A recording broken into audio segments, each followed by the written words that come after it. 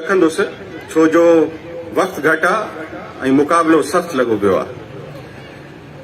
ॿ उनवान आहिनि मुंहिंजी तकरीर जा, हिकिड़ो महांगाई, ॿियो सिंध जी विरासत।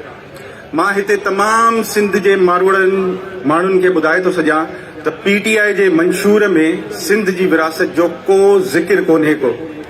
हे नस्ल परस जमातूं नंढियूं नंढियूं जेके कराची में वेठियूं आहिनि, इहे पीपलनि खां पैसा वठी ऐं हणनि थियूं सिंध जी विरासत जो नारो। उन खां पोइ पीपल्स पार्टी सिंध कार्ड खे करे थी इस्तेमालु। तव्हां सभिनी खे बेवकूफ़ बनायो थो वञे। मां वरी तव्हांखे चवां थो त PTI जे मंशूर में सिंध जी विरासत कोन्हे का। असद उमर साहब, ही जाइ जिथे असां वेठा आहियूं इहो जामशोरो ज़िलो आहे।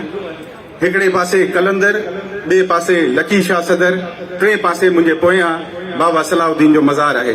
मां गुनहगार वधीक ते छा ॻाल्हायां, पर मां तव्हांखे एतिरो ॿुधाए थो छॾियां, मुंहिंजा सिंध जा भाइरो दोस्त, हिकिड़े मुंहिंजो ग़रीब दोस्त पोएं हफ़्ते मूंखे चई तव्हां नौकिरी अची ॾे। मुंहिंजो कराची में कंदे नौकिरी, प्राइवेट नौकिरियूं मिलनि थियूं।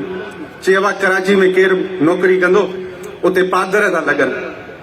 मुंहिंजो बाबा पादर ॾिसंदे त मुल्क छॾींदे या, पर मां त चवां थो मौत ॾिसंदो त मुल्क छॾींदो छा? अची कराची खे वसायो छो नथा सिंधी भाइरो?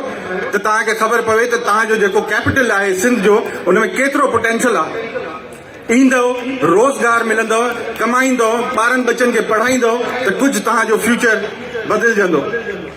मां महांगाई जो ज़िक्र कंदो हलां तव्हां सां, त महांगाई रिलेटेड आहे तेल जी क़ीमत सां।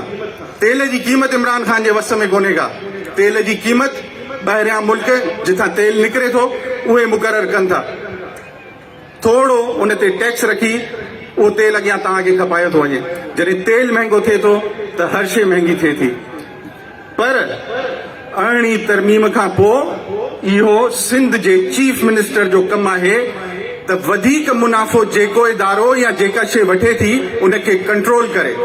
हींअर 2-3 ॾींहं पहिरियां गवर्नर साहब चीफ सेक्रेटरी साहब खे सॼो ऐं उते चयईंसि त तूं वटि एग्रीकल्चर डिपार्टमेंट आहे जंहिंमें वेट एंड मेजरमेंट डिपार्टमेंट आहे, उहो सुतो पियो आहे, उहो छा थो करे?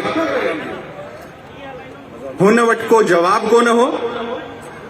पर मां तव्हांखे बावर करायां थो त असद उमर साहब, इमरान ख़ान साहब, असां